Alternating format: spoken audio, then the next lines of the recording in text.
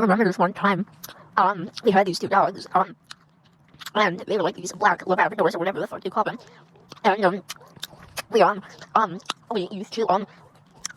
around with them and stuff, and, one day, I remember when I was, like 5 years old and I would eat grass with them or something, and, I would cough up the grass, and, one day, I remember, with one of the dogs got old, and while I was at school, my parents had to put it down, and, I remember walking in one day, and my mom was just on the couch crying, and my dad was staring at her like a toad, and then he looked at me, and he told me that the dog died,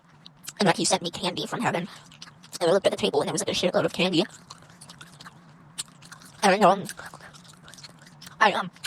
there was like this gummy alligator, and I started eating it, and I just cared about the candy and didn't really give a shit that my dog died. So then, later on, we still had this other dog, and then, later on, we, found out that the dog had Lyme disease, and, I went to school again with my brother, and then I came back later, and my mom was on the same couch, on the same spot, and she was just crying, and my dad was just staring at her like a toad, and then,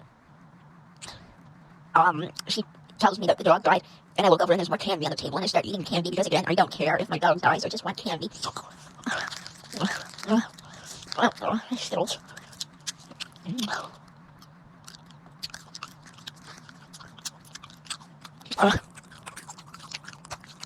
So then, later on, I was sitting in the closet with my mom, staring at the box of ashes that my dogs were in,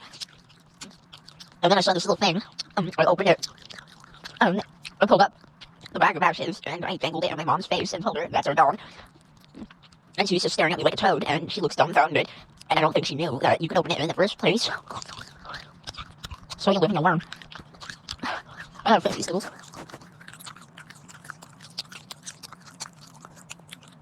And that's the story of how my, dogs got put down, or how I reacted to it. Alright.